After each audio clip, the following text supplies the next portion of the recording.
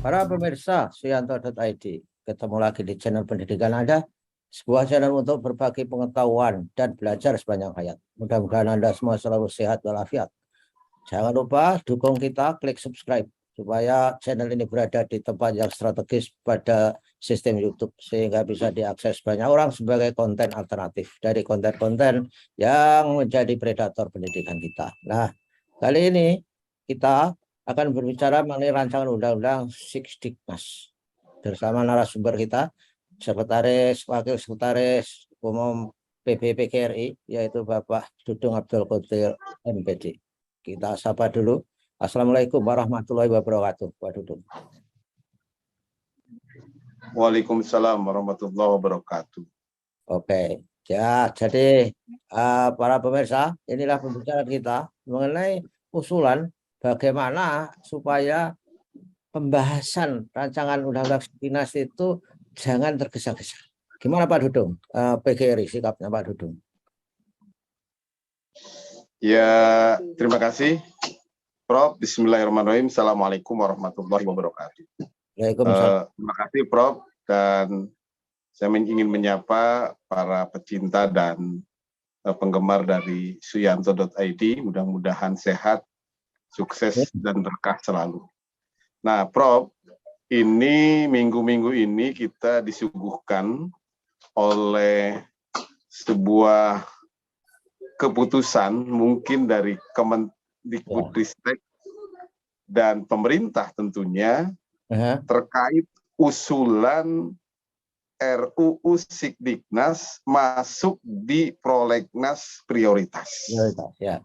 Padahal kami PGRI, Muhammadiyah, NU, kemudian Taman Siswa, kemudian Majelis Pendidikan Kristen, kemudian Protestan, dan yang lainnya, API, itu meminta kepada Komisi 10 untuk menunda membahas di prolegnas terkait dengan RUU Sikdiknas. Artinya, Komisi 10 harus mendengar aspirasi masyarakat dari bawah, khususnya yang diwakili oleh Aliansi Penyelenggara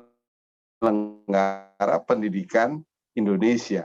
Bahkan aktivis-aktivis yang lain pun memohon pada Komisi 10 untuk menunda pembahasan di prolegnas ini di tahun 2022. Kenapa harus menunda? Banyak dan ada alasan-alasan yang sangat strategis, Prof. Ya. Itu gitu. Jadi kami pengurus besar beserta jajaran memohon untuk menunda.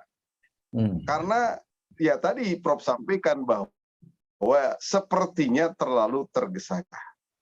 Berdasarkan aturan perundang-undangan bahwa ketika membuat sebuah kebijakan harus melibatkan publik mulai dari proses perencanaan.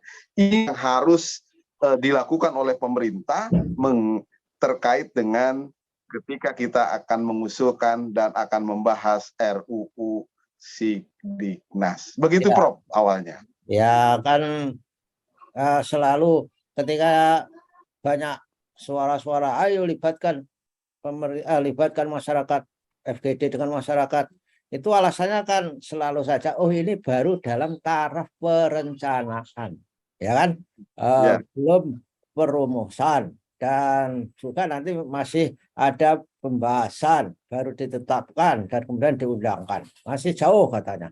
Tapi ketika perencanaan itu sebenarnya memang harus melibatkan unsur masyarakat seluas-luasnya supaya daftar keinginan masyarakat, aspirasi semuanya itu terwadai. Mestinya kan begitu itu Pak Dudung ya. Betul, Prof. Nah.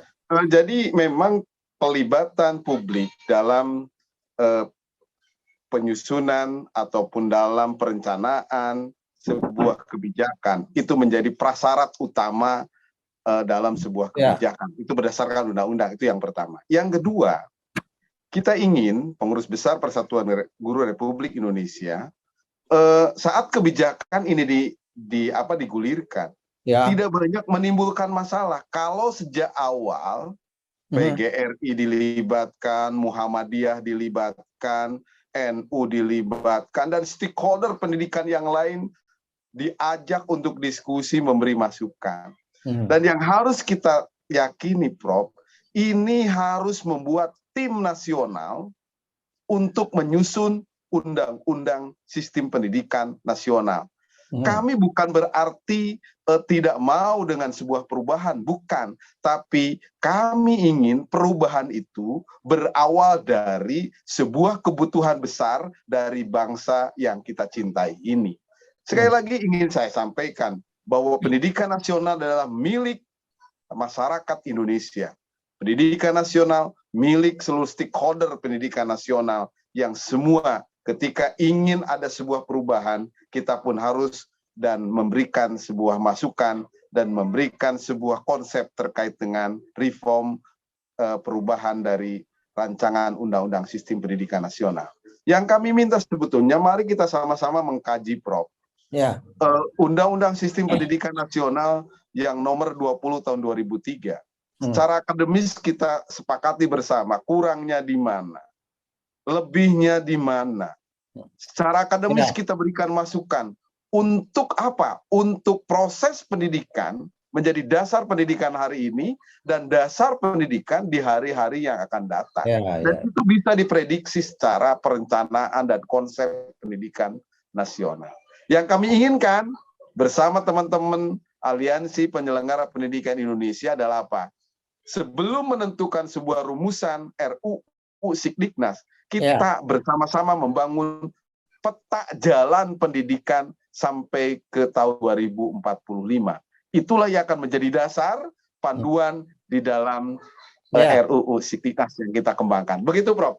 Ya. Ini kan beberapa aspirasi, walaupun draftnya itu ya ada baiknya juga pasal-pasal, tapi kan belum terasa komprehensif ketika belum mengakomodasi banyak pihak mengenai aspirasi mereka.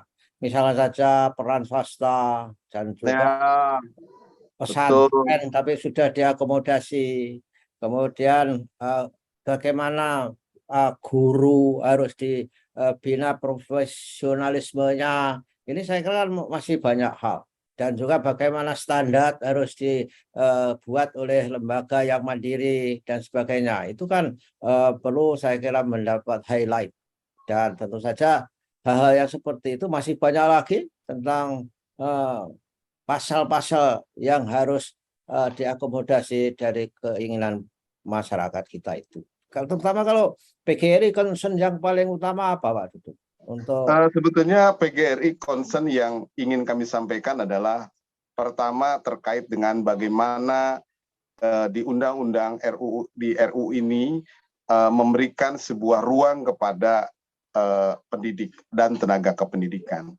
Saya melihat di undang-undang atau rancangan yang sedang dibuat dan akan dibahas menurut pemerintah, ini belum memberikan ruang seluas-luasnya terkait dengan bagaimana memuliakan, memartabatkan, melindungi, dan mensejahterakan para guru di Republik Indonesia. Bahkan ada pasal-pasal yang sangat debatable dan menjadi isu sentral akan hilangnya sertifikasi guru. Nah, ini perdebatan, kekhawatiran harus dijelaskan oleh pemerintah. Maksud kami PGRI ada sebuah konsep yang harus kita sepakati bersama sebelum isu-isu ini menjadi sebuah kenyataan. Yang kedua terkait dengan organisasi profesi. Dalam Undang-Undang Guru dan Dosen, bahwa kode etik guru itu yang membuat dan menyusun itu adalah organisasi profesi. Tapi di undang-undang tersebut muncul bahwa kode etik itu ada kode etik nasional yang ditetapkan oleh menteri. Nah, ini menjadi sebuah diskursus yang harus kita sepakati bersama. Banyak hal, Prof, terkait dengan menyoroti terkait dengan pendidikan dasar, pendidikan menengah, pendidikan tinggi. Kami sudah mengkaji secara item pasal per pasal yang intinya RUU Sikdiknas ini perlu kita diskusikan kembali, perlu kita rancang kembali secara bersama-sama, karena kesimpulan kami tidak lebih baik dari undang-undang sebelumnya. Itu. Jadi ayo pemerintah bersama-sama, PGRI, Muhammadiyah, duduk bareng, diskusi perwakilan perguruan tinggi, guru besar, kemudian pelajar terlibat, masyarakat, pengamat pendidikan, untuk apa? Untuk bagaimana berpikir ke depan, jangan menggunakan egosentris, kepentingan sesaat, pragmatis, menghilangkan sebuah kepentingan nasional dan kepentingan futuristik ke depan untuk membangun pendidikan yang lebih baik, lebih maju di masa yang akan datang. Begitu concern kami PGRI. Intinya kami hanya memohon kepada Komisi 10, memohon kepada pemerintah untuk menunda masuk di prolegnas di 2022 ini. Kita rancang kembali, kita bahas kembali, jangan hanya 1 jam 2 jam dianggapnya sudah memberikan masukan. Bagaimana mungkin memberi masukan yang sangat maksimal kalau hanya 2 jam, 3 jam, itu pesertanya banyak sekali, Prof. Itu, Prof. Concern kami PGRI. Ya, oke lah. Baiklah Pak Dudung. Saya kira aspirasi dari PGRI ini mudah-mudahan didengarkan oleh Komisi 10 yang di prolegnas itu. Sehingga atau di Komisi 10 dibuka diskusi yang seluas-luasnya, kita tidak tahu. Tapi mudah-mudahan usulan Pak Dudung ini didengarkan bersama yang lain dan penundaan itu terjadi sehingga bisa membuat rancangan yang lebih komprehensif, memuat semua daftar keinginan semua stakeholder dan pasal-pasalnya itu memastikan bahwa semua aspirasi dan kebutuhan untuk pengembangan pendidikan masa depan menjadi lebih baik. Terima kasih Pak Dudung atas kehadirannya. Terima kasih, Prof. Ya, mudah-mudahan sehat walafiat, kita ketemu di masa yang akan datang. Ya, kira-kira seminggu atau 2 minggu lagi. Terima kasih. Wassalamualaikum warahmatullahi wabarakatuh. Waalaikumsalam warahmatullahi wabarakatuh.